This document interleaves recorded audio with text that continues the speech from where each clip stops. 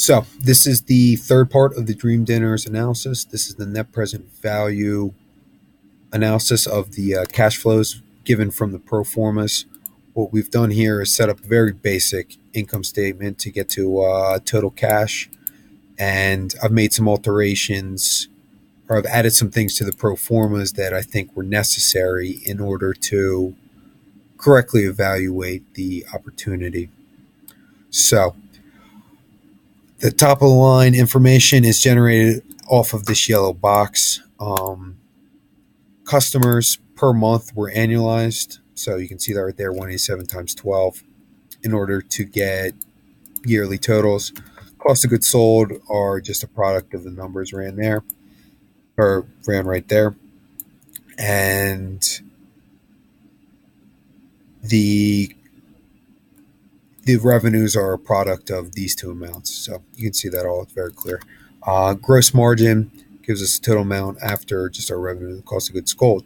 So I took operating expenses from the pro formas, and one of the operating expenses that was not present that I thought should be was depreciation expense. So I added in the yearly depreciation expense that the Roseman saw, as I believe that most new franchises would likely have the same equipment in the store, so this would be a somewhat constant value. So I added in there, and then there were two other expenses that were not present on the pro formas that I thought needed to be added.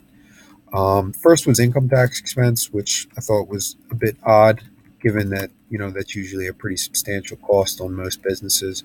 So I thought it was absent-minded by the Dream Dinners offering to not include that. And the second was loan interest expense. This is generated from any financing needed in order to come up with the startup capital to get the franchise going. The 307,500 was the average startup money.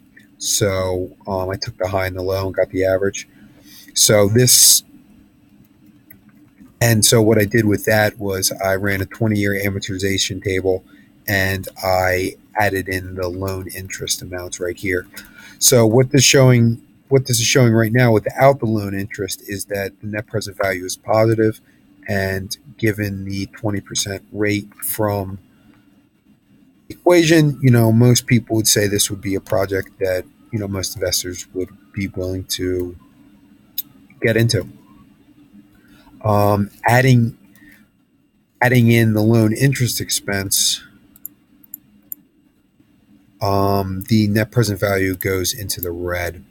So this is based on just another cost coming out and the bringing down the cash flows.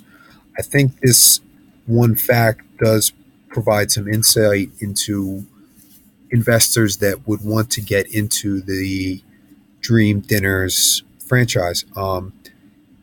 If you had the cash available, this may be a good project. Um, you know, and it's kind of shown by the net present value figure we generated right there. But if you need to go to a bank to finance the startup costs, it definitely takes a turn for the worse. I would imagine in the offerings from Dream Dinners that this caveat isn't told. So they kind of sell you on the franchise, and then once you kind of get into it, um, your profitability could fall based on the interest expenses having to come out.